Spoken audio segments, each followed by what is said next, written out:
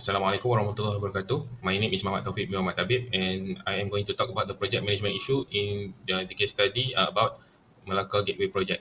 In this video, I'm going to talk about the introduction to the project, the background of the issues involved in the project, the challenges and the impact to the project, the solutions that can be done to overcome the challenges in the project, and I will conclude the project lastly. The Melaka Gateway project was launched in 2014 as one of the Malaysia's main projects under BRI, or the Chinese Belt and Road Initiative. The project was led by the KAJ Development Sdn Bhd, or KAJD, and also backed by many Chinese state-owned businesses that includes Power China International, that was planned to make Melaka a major naval commercial and tourist center. But however, the project has suffered many project management problems that results in delays, legal fights, and also doubts about whether it can be accomplished in the long run, even if it has both design and also very big international support. Next, let's take a look at the background of the issues involved in the project. Initially, the plan involves the reclamation and also development of four Straits of Malacca Island that will include a free trade zone, deep sea port, international cruise terminal, and also a high-tech marine park that will consume a total cost of 42 billion ringgit, that was intended to increase Malacca's economy and will in turn create over 40,000 new jobs. However, KAJD was having financial problems, and because the project took too long to finish, that caused the approvals to also expired. And after the general election of 2018, the new Malaysian government have reconsidered the large foreign funded projects that included the Melaka Gateway project. So the review have created uncertainty and delays. The port's operations license was also revoked in 2018, but later reinstated in 2019. This is because to the compliance issues and also the governance. Now let's take a look at the several challenges involved in the project. The first one is the financial constraint. KAJD's financial problems made it very difficult for the project to keep going and to get more money. Actually, the company's debts were more than its asset, which made people to question whether KAJD can handle a project worth 42 billion ringgit. The next challenges involve weak coordination between stakeholders. The involvement of federal and state agencies, Chinese investors, and local partners have caused the poor coordination and also communication.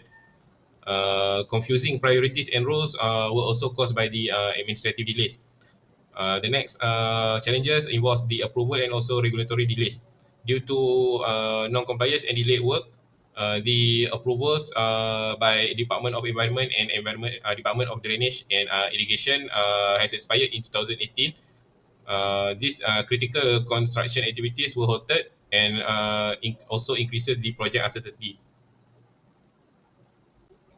Next, let's take a look at the impact of the challenges to the project. The first one involves the cost overruns of the project. Because this cost overrun can delay, strain finances, and also can shock the investors' confidence in the project. The second impact involves the trust and reputation issue. Because the project lost its prestige as a top BRI endeavours, also causing the public to doubt about the viability of the project. The next impact involves administrative and also legal disputes, which happens when the KAJDs has give lawsuit against the Ministry of Transport and Melaka Port Authority, that also shows the stakeholders' tension between them. And the next impact to the project involves economic opportunity loss. Because of the delayed project finish, Melaka also has missed out on tourism and also logistical revenues. There are several solutions that can overcome the challenges of the project. The first one is to build up more financial strength. This can be done by doing partnership with GLCs or government-linked companies or reputable private sector investors to fund the project. The next one is to improve compliance with regulation. In order to prevent future license violation, it is important to maintain a consistent monitoring of environmental and maritime regulation. The next solution is to enhance stakeholder governance. To do this, a centralized project coordination committee can be formed to harmonize stakeholders' interests to better decision making and also guarantee compliances. In a nutshell, the Melaka Gateway project illustrates the difficulties of managing major multi-stakeholder infrastructure project in a changing political and economic context. Despite the initial expectation, funding constraints, regulatory issues, and also political shift have slowed down the progress. To determine the project success, better governance, financial restructuring, and also alignment with Malaysia's long-term infrastructure policy is important. The Melaka Gateway can be a regional maritime hub if good project management was applied. Thank you.